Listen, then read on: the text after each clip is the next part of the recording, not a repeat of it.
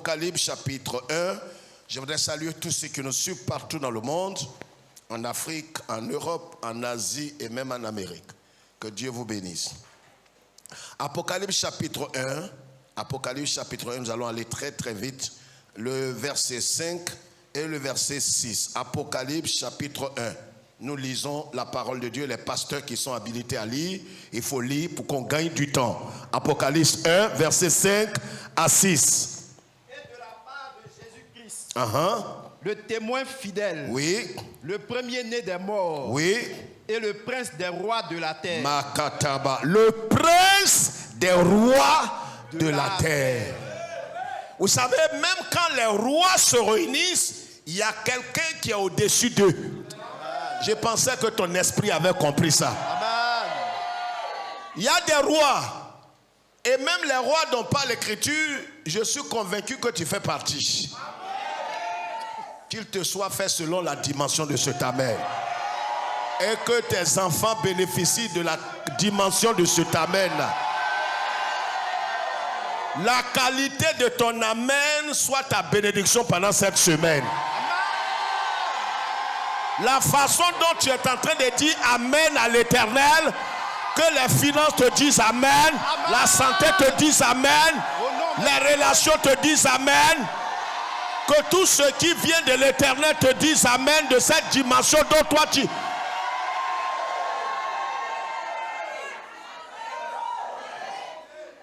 Tu dis un amen comme une souris.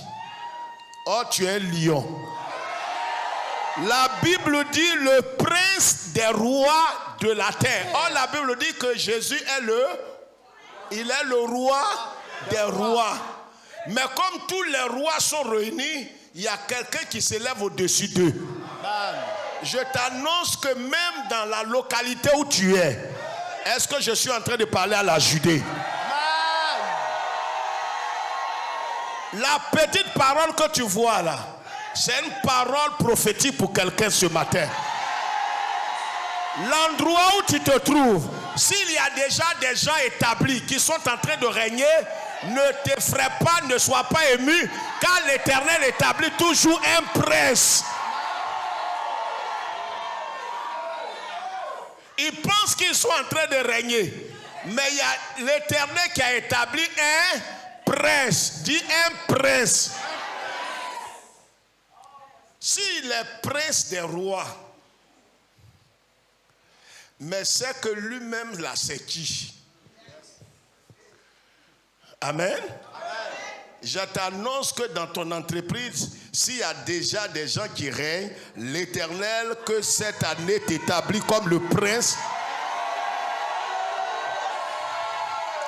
Alors, le prince, ça c'est Jésus qui se présente. Il dit, il est le premier-né des morts. Le premier-né des morts. Pas celui qui est ressuscité juste, mais le premier-né des morts. Celui qui est revenu du séjour des morts et qui n'est plus jamais mort est Jésus de Nazareth. Amen. Ça veut dire que quand lui te dit d'une situation, la situation ne va pas se répéter. Qu'il te soit fait selon ta compréhension. Amen. Le prince des rois de la terre, à celui qui nous aime, qui nous a aimés. Non. À l'heure où tu es assis, il y a quelqu'un qu'on appelle le prince des rois qui t'aime. Amen. Vous savez, asseyez-vous. Vous savez ce qui me plaît dans cette partie de l'écriture où le Seigneur se présente, même quand un prince, levez la tête s'il vous plaît, quand un prince ou quand un homme dit à une jeune fille en voie de mariage, allez dire à telle jeune fille, je veux de toi, je t'aime, que j'ai des sentiments pour toi, tu es heureux. Mais quand un peu plus loin, le prince des rois annonce qu'il t'aime. Mais s'il t'aime, est-ce que lui connaît tes défauts? Lève ta tête là, on n'a pas dit d'écrire maintenant. Est-ce qu'il connaît les conditions dans lesquelles tu es? Est-ce qu'il sait la situation que tu vis, les problèmes que tu as, le temps que tu as, la santé dont tu jouis maintenant? Il ne tient pas compte de tout ça. Et je suis en train de montrer à quelqu'un la grandeur, grâce de Dieu dans ta vie. Souvent, il faut être honnête, on se soucie pour beaucoup de choses. Pour un peu, on se soucie, on est angoissé, on n'a pas la joie, on n'a pas la paix. Mais nous devons comprendre que le Seigneur prend soin de nous, il nous aime tels que nous sommes. Il dit qu'il nous aime, qu'il nous a délivrés de nos péchés par son sang. Lis la suite.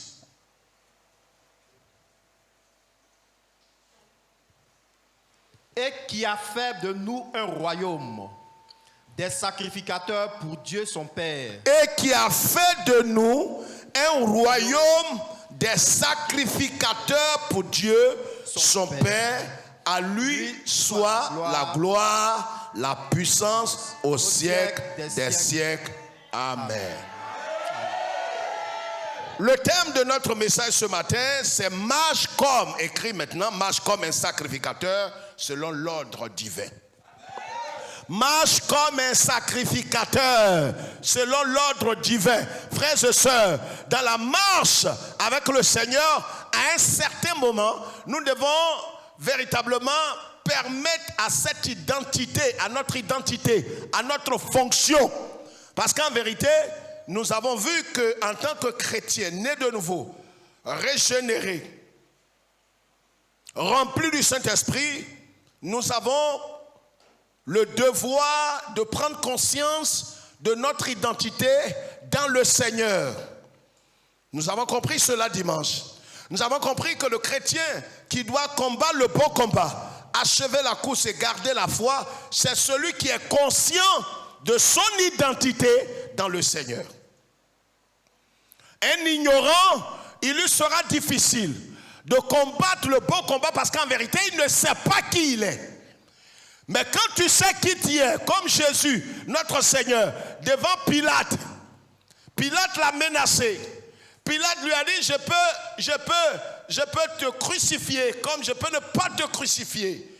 Jésus l'a regardé dans les yeux et lui a dit, en vérité, tu n'as aucun pouvoir sur moi si ce pouvoir ne t'a été donné depuis le ciel. C'est celui qui est conscient. Je ne parle pas d'un perroquet, parce qu'il y a beaucoup de chrétiens perroquets qui ne lancent que des slogans. Mais en vérité, ces slogans-là sont stériles. Je suis un vainqueur, je suis un champion, je suis un temps. C'est un menteur. Il ne croit pas à ce qu'il dit. Ça est dans son cerveau, pas dans son cœur.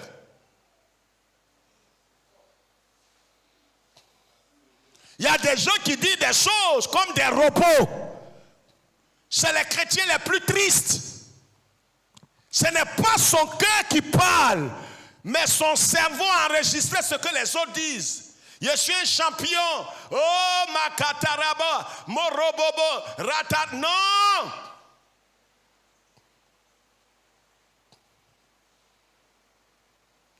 J'étais dans une église. J'étais le nom de l'église. On était arrivé là, on était en train de faire l'adoration.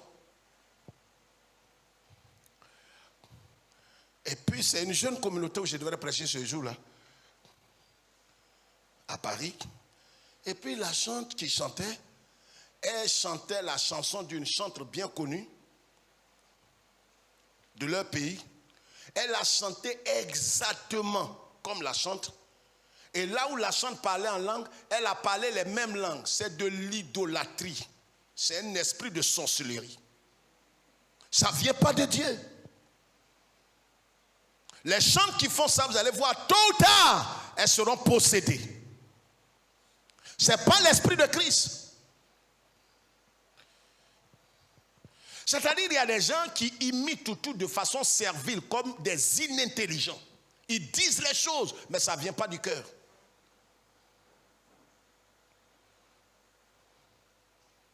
Tu es un tricheur naturel. Puissance 20.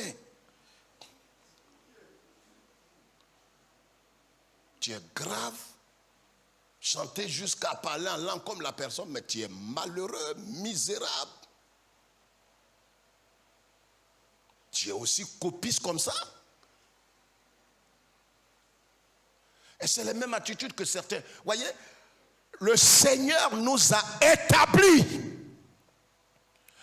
Il a fait de nous des fils du royaume. Il a fait de nous des enfants de Dieu. Il a fait de nous des vainqueurs, des plus que vainqueurs. Mais plus que cela, il nous a établis. Je ne vais pas dire amen à ta place. J'ai dit, il m'a établi. Il a établi mon frère. Il a établi ma soeur convertie. Le Seigneur nous a établis. Voyez, frères et sœurs, ici, dans ce passage qu'on vient de lire, que le Seigneur vient de dire, dans Apocalypse, à la fin des temps, c'est un privilège inégalé. C'est une grâce inouïe. C'est une miséricorde. Dans la Bible, le temps ne nous permettra pas, j'ai seulement que peut-être 10 minutes ou 15 minutes encore. Mais regardez, dans l'Ancienne Alliance, dans l'Ancien Testament, vous allez voir, il y a tellement de passages, que ce soit un Chronique chapitre 5, Chronique chapitre 6, vous allez voir toutes ces choses. Dans Lévitique aussi, vous allez voir. Mais vous allez comprendre une chose. Qu'est-ce qui s'est passé? Dieu a béni Abraham. Je le dis rapidement pour que vous compreniez. Il bénit Abraham. Il fait une promesse à Abraham. Abraham a un fils, le fils de la promesse qu'on appelle Isaac. Isaac met au monde combien d'enfants? Jacob et Ésaü. Et de Jacob sortent 12 tribus. Écoutez-moi très bien, la grâce dans laquelle tu te trouves. Vous savez, quand un homme, écoutez-moi, levez la tête s'il vous plaît. Quand un homme méprise la grâce, il est maudit pour la perpétuité. Je vais vous montrer ça dans la Bible. La Bible dit que quand quelqu'un foule au pied le sang de l'agneau, il n'y a plus de pardon. Quand un homme qui a toutes ses facultés foule au pied le sang de l'agneau, à perpétuité, sa génération est maudite. Il n'y a plus d'espoir. Parce que ce par quoi nous entrons dans le lieu saint est le sang de l'agneau.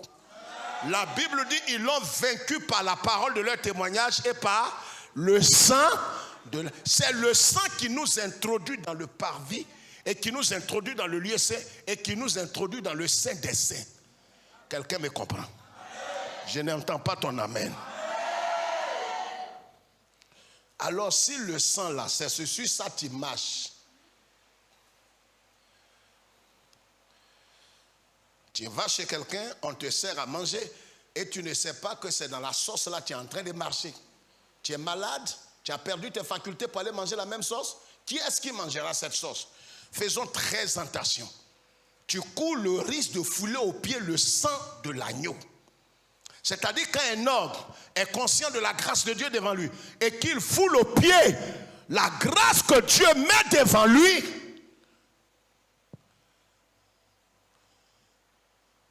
c'est ce que je voudrais t'expliquer un peu ce matin.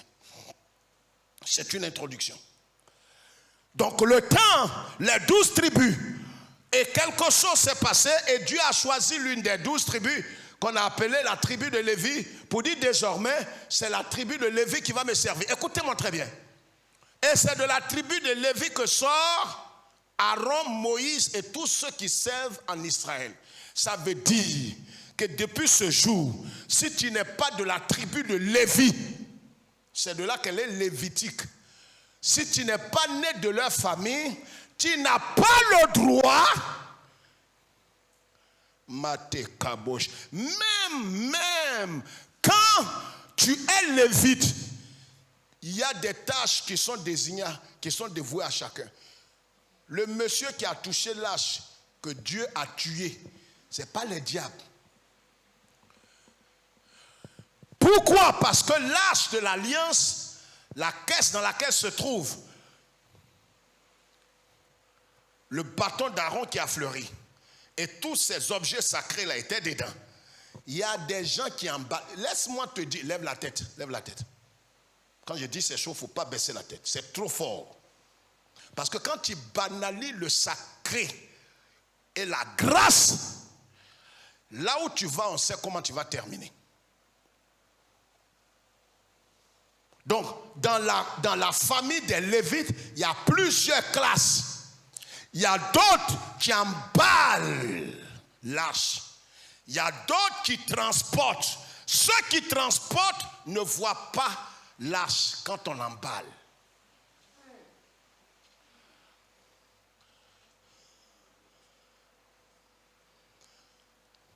Et ceux qui transportent là, c'est une autre classe. Uza là, il fait partie de ceux qui doivent suivre. Mais il ne doit pas toucher. On l'a instruit depuis qu'il était petit. Voilà le problème qu'il a eu. Donc, c'était des sacrificateurs. Un sacrificateur écrit maintenant, c'est un homme qui est mis à part, qui est sanctifié. Un homme qui est mis à part, qui est sanctifié pour Dieu et pour son service. Voilà le sacrificateur. Donc, c'est un homme sacré. Lui-même, il apporte le service, mais il est lui-même un sacrifice. Et c'est de cette fonction que parle le Seigneur. Il dit, il fait de nous désormais la grâce, le privilège que nous avons maintenant. C'est qu'il n'y a pas un groupe qui le sert. Il a ouvert le voile. Le voile qui séparait le lieu très saint là, c'est l'image du péché originel qui a été fendu, qui a été ôté, qui a été balayé. Désormais, nous tous, nous voyons le lieu très saint. Et la grâce de Dieu a fait que, en vérité, nous qui étions complètement perdus, écartés, désorientés, qui n'avions pas grâce, Dieu nous a fait grâce. Vous savez, le fait de servir Dieu, tu ne peux pas servir quelqu'un s'il ne t'apprécie pas, s'il ne t'agrée pas, s'il n'a pas mis son cachet sur toi. Laisse-moi te dire une chose importante ce matin. Quand vous voyez Dieu appeler quelqu'un à son service, c'est que Dieu l'a sauvé. Est-ce que tu vois autour de toi? C'est que Dieu l'a sauvé. C'est pourquoi Dieu n'utilise jamais les esclaves des autres à son service. C'est pourquoi il a dit à Pharaon, libère mes enfants pour qu'ils aillent me servir. Tant qu'ils seront dans ton esclavage à toi, ils ne peuvent pas me servir. C'est pourquoi Dieu n'appelle pas tout le monde. En vérité, quand Dieu appelle un homme à son service, c'est que Dieu se rassure que celui-là lui appartient et qu'il va le servir et qu'il va terminer la course dans son repos éternel. C'est pourquoi, si ce matin, tu as l'esprit de Christ, c'est que tu es un sacrificateur. Oh, tais-toi et laisse quelqu'un répondre. Je dis si tu as l'esprit, parce que le Christ lui-même est appelé le souverain. Dis souverain. Parle fort, dis souverain. Je dis de parler fort, dis souverain. C'est lui le Christ qui est le souverain sacrificateur. Il est comme l'archevêque, le pape. Et les autres sont des évêques. Il a fait de nous des sacrificateurs. Oh, ton amen est suspect. Hein? Est-ce que toi tu pourrais être sacrificateur? Non. Si tu n'es pas de la tribu de Lévi, en tant que tu n'es pas de la tribu de Lévi, et tu n'es même pas d'Israël, mais Jésus te fait la grâce et l'honneur de rentrer dans l'ordre. Est-ce que quelqu'un m'entend? La Mara, je vais entendre les sacrificateurs.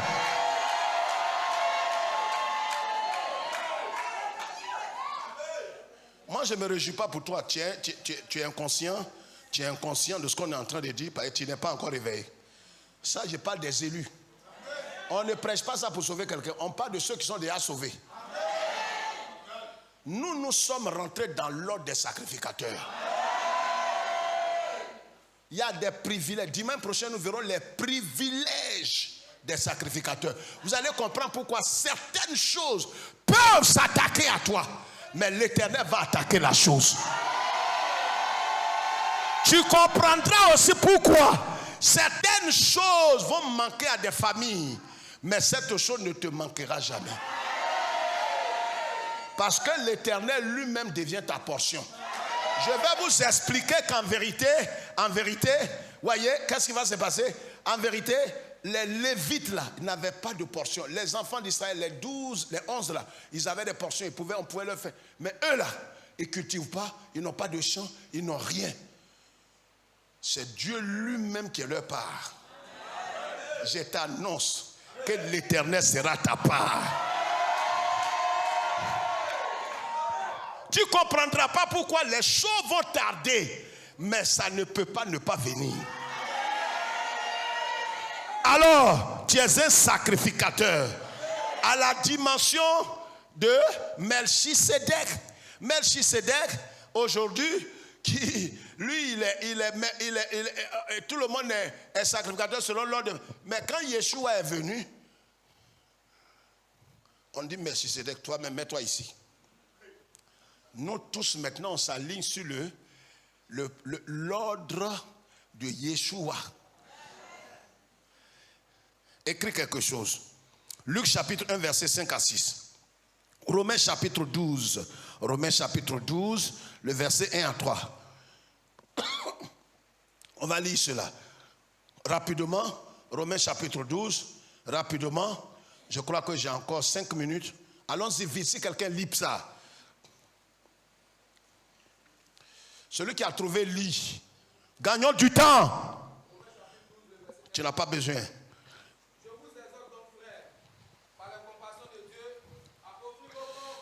À offrir vos corps comme un sacrifice. La première chose, voyez frère, on prend note rapidement. On prend note. On a compris qu'en vérité, nous sommes des sacrificateurs, c'est un privilège. Mais la première chose, il y a 3 choses qui doivent caractériser le sacrificateur. Et assieds-toi. Premièrement, il doit être un sacrifice vivant. Allons-y très vite. Un sacrifice vivant. Vous savez, le sacrifice, c'est quelque chose qu'on offre. C'est comme une libation. C'est quelque chose qu'on dédie à une divinité. C'est ça un sacrifice. Frères et sœurs, la Bible dit à tous ceux qui l'ont reçu, à ceux qui croient en son nom, la parole vivante leur donne le pouvoir de devenir enfants de Dieu.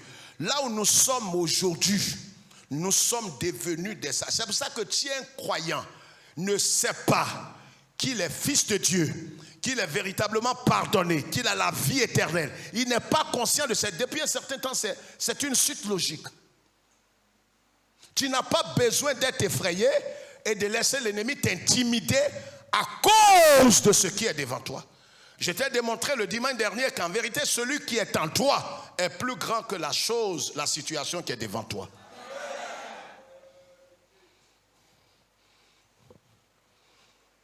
Tu dois aussi comprendre à compter de cet instant qu'en vérité, le Seigneur nous établit comme des sacrificateurs, comme des serviteurs, comme des messagers, comme ses envoyés mis à part, sanctifiés,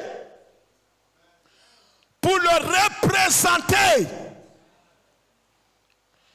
Parce qu'en Israël, il y avait 3 types de services. Il y avait le roi, il y avait le prophète et il y avait le sacrificateur. Chacun dans son domaine. Mais on n'aura pas le temps de vous expliquer. Donc, premièrement, le sacrificateur doit être un sacrifice vivant. C'est-à-dire que lui-même, voyez, il n'est pas mort spirituellement. Il est vivant spirituellement. Il est vivant physiquement. Et c'est pourquoi, comment est-ce que cela doit se faire? Il doit de façon délibérée et volontaire. À la dimension d'Isaac. Écoutez-moi très bien. Parce que c'est en cela qu'un homme peut fouler aux pieds le sang de l'agneau et la grâce que le Seigneur lui accorde. Toi qui n'étais pas capable de dire, toi et moi qui ne pouvions pas être sacrificateurs, Dieu nous fait la grâce des sacrificateurs, nous devons comprendre et remplir ces 3 choses importantes, 3 qualités importantes. Un sacrifice vivant. Ça veut dire que nous devons être en mesure de renoncer à notre volonté, à notre désir, pour être entièrement au Seigneur délibérément. Regardez ici. Le Seigneur a parlé à Abraham, Abraham a pris Isaac, Isaac est parti, et délibérément, Isaac s'est laissé entre les mains d'Abraham pour être sacrifié. Isaac n'était pas mort, Isaac était vivant. C'est ce type de sacrifice que le Seigneur nous demande.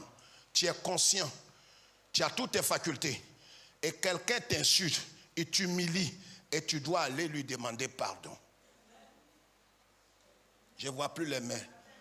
Les infiltrés sont arrivés. Les colibris. Les aigles, je vais voir vos mains au-dessus des autres. Les rachetés. Ceux qui ont compris le message de la croix. Ton mari t'a traité de tous les noms. Il se réveille, son petit déjeuner est prêt.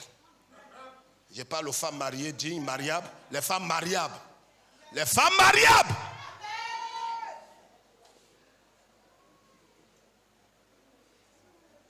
Je ne parle pas des femmes qui se sont mariées par accident. Le monsieur ne savait pas, c'est la seule fille qui traînait là et le monsieur est tombé. Je parle des femmes, il y avait 1000 femmes, mais tu étais le choix de Dieu pour lui. Malgré tout ce qui s'est passé, tu dois agir comme un sacrificateur. Un sacrificateur est un sacrifice vivant. C'est-à-dire, il peut dire non, mais il refuse de dire non pour la gloire de Jésus. Il a raison, mais il laisse tomber sa raison pour aller demander pardon. Il renonce à ses droits, il renonce à son honneur, il renonce à sa dignité, à sa fierté, à tous ses droits pour élever Jésus. Il est prêt à sacrifier sa vie pour que le Christ soit élevé. Il ne regarde pas son moi. Non, il n'est rien. C'est un sacrifice. Un sacrifice, c'est un sacrifice. L'orgueil va te tuer et va te maintenir dans la misère. La deuxième chose, il doit être un sacrifice saint. Il doit être sanctifié, mis à part, éloigné du péché sous toutes ses formes. Il doit avoir un cœur pur, un cœur nettoyé, un cœur sanctifié, des pensées sanctifiées. Il doit vivre dans la pureté, dans la crainte de Dieu. Tu es un sacrificateur. Tu dois apporter ce qu'on appelle des sacrifices spirituels, des victimes spirituelles qui parlent de l'adoration, des chants, de la célébration. Mais tu ne peux pas faire ces choses si tu n'es pas saint.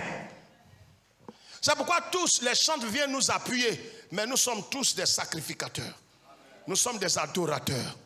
Nous devons tous chanter. C'est pourquoi si les chants ne sont pas là, nous devons pouvoir adorer le Seigneur. Mais pour le faire, il faudrait que nous ayons un cœur pur. Un cœur pur. Un cœur sanctifié. Les mains pures. Est-ce qu'on est d'accord? Nous devons marcher dans la sanctification. Troisième chose, il doit être un sacrifice agréable. Dieu rejette toujours un sacrifice qui n'est pas agréable. Dieu veut un sacrifice parfait.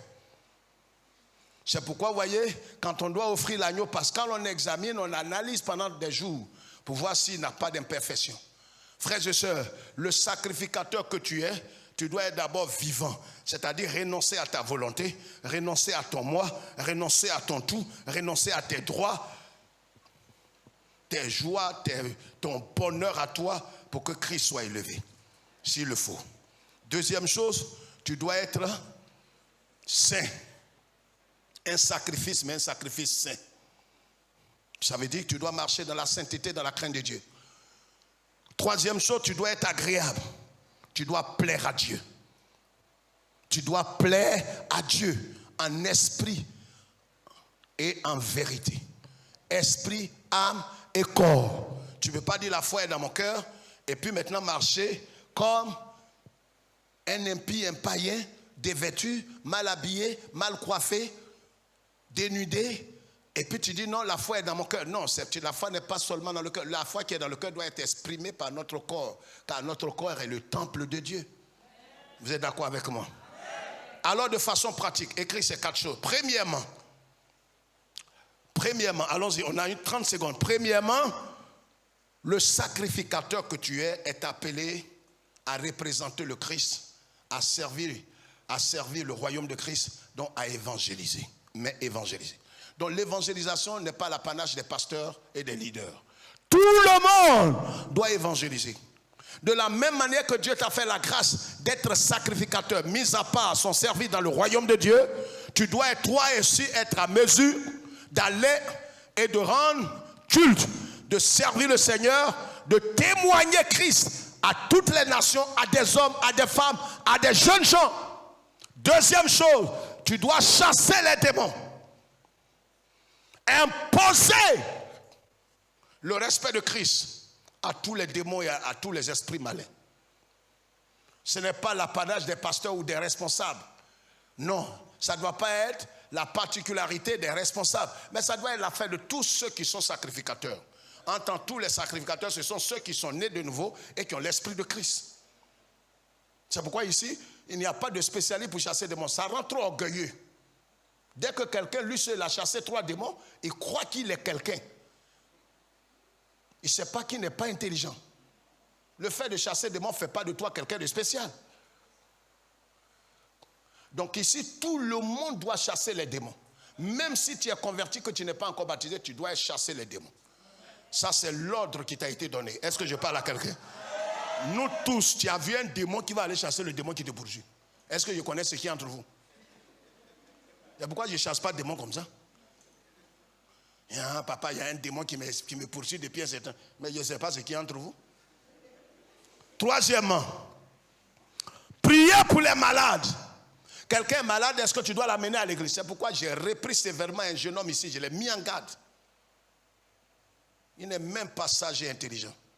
Il voit un malade ici, ça là. Son frère lui a dit, on va prier pour lui. Non, envoyons ça au papa. Envoyons ça. Quand quand il venait, il s'était déjà parti. Et son ami là m'a trouvé et me dit, ah papa, il y avait un cas là. J'ai dit à mon ami, on n'a qu'à prier. Il dit, on n'a qu'à t'amener. Et lui a dit que Dieu vous bénisse. Vivez longtemps. Si vous m'avez amené ce cas,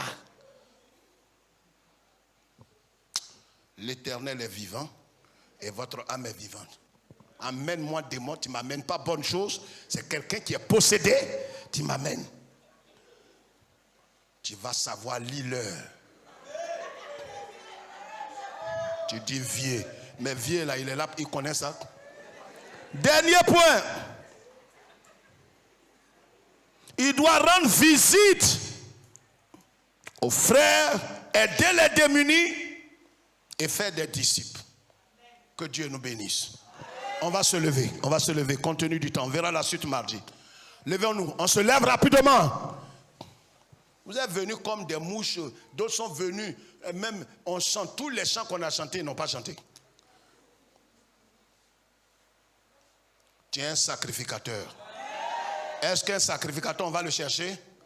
Est-ce qu'on doit forcément lui rendre visite? Réponds-moi, ta bouche est fermée. Est-ce qu'on doit rendre visite à un sacrificateur? Lève ta main droite comme ça. Conformément à la... Lève ta main, je vais prier. Conformément à la... Lève ta main. Il y a une qui est assise. Lève-toi. Lève ta main droite. Conformément à la parole de Dieu, dit Amen. À la déclaration du souverain sacrificateur, tu as fait de nous des sacrificateurs. À compter de cet instant, nous ne voulons pas mépriser la grâce que tu nous as faite. Nous voulons nous lever, te demander pardon pour toute légèreté, pour toute négligence. Là où, Seigneur notre Dieu, nous n'avons pas été à la hauteur. Maintenant, à compter de ce dimanche 16, ce premier culte, nous reconnaissons que tu nous as revêtus de tous les pouvoirs d'un sacrificateur. Nous allons pour faire taire le diable. Nous allons pour dépeupler le royaume de Satan. Pour évangéliser, pour prier pour les malades et les guérir, pour rendre visite, pour établir le règne de Dieu. Nous allons comme des sacrificateurs. Nous allons comme des sacrificateurs. Laisse-nous aller en paix, car en vérité, nous ne sommes plus des enfants. À compter de cet instant, sur l'ordre divin, nous n'avons plus besoin qu'on nous motive.